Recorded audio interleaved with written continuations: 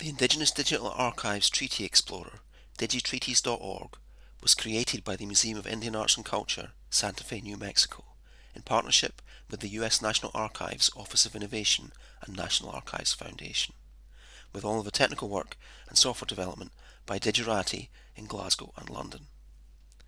Thanks to a generous anonymous donor, the U.S. National Archives have conserved and digitized the 374 ratified Indian treaties in their holdings. However, these are not currently available from the U.S. National Archives as IIIF. The ambition of the Treaties Explorer project was to take these treaties, convert them to IIIF, and then use this to bring them together with other sources of data, such as the GIS data maintained by the U.S. Forestry Service, images of historic maps maintained by the Library of Congress, and digitized versions of other printed documents held by Hathi Trust and by the Internet Archive. There are two broad classes of document that are found on the Treaty Explorer site. The first is the 374 ratified Indian treaties themselves, taken from the US National Archives. But also, in the late 19th century, there was an attempt by government clerks to organise all of the cessions of land between the native nations and the US state and plot these on maps, and these are known as cessions.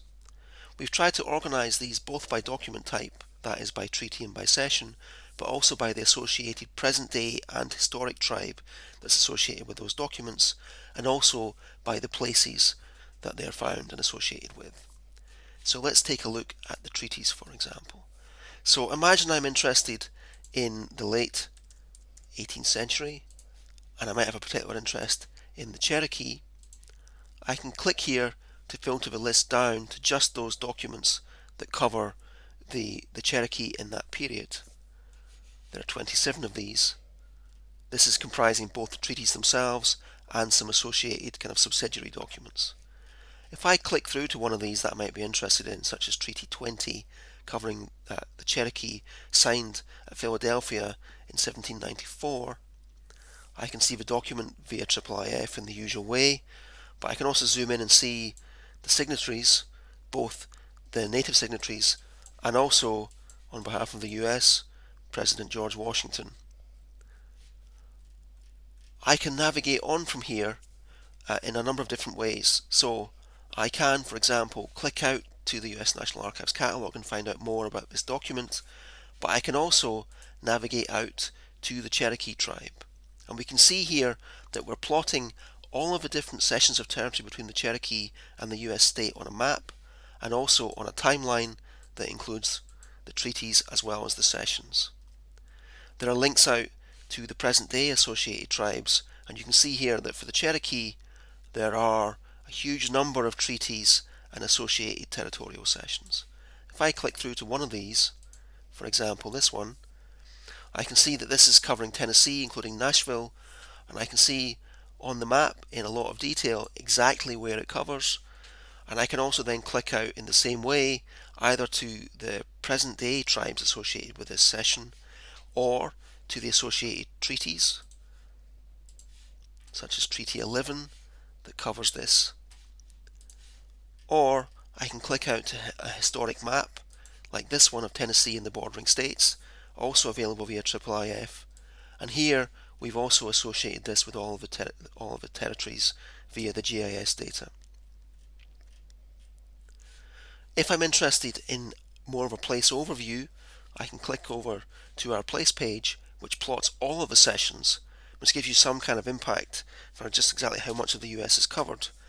And the sections on the eastern seaboard here that aren't covered are primarily blank because they're covered by treaties that predate the founding of the United States.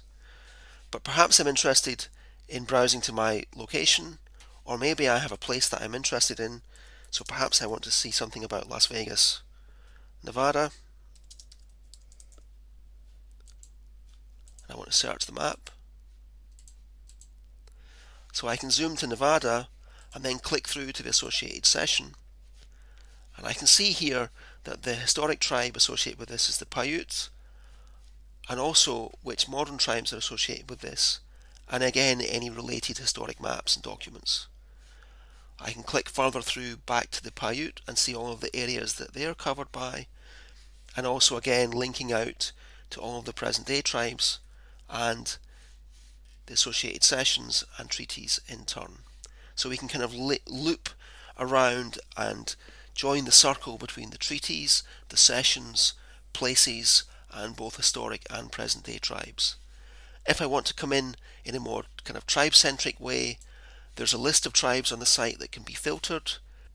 So for example, I could filter to just something like Cheyenne, and I can see all the modern and historic tribes associated with that name and navigate the content in exactly the same way. I hope you find the site interesting. There is also a guide created by Professor Sherry Thomas of Taos Pueblo, and there'll be additional educational resources and scholarly resources being added over time. I'm Matthew McGrattan from Digerati, and I hope you find the site interesting. Thank you.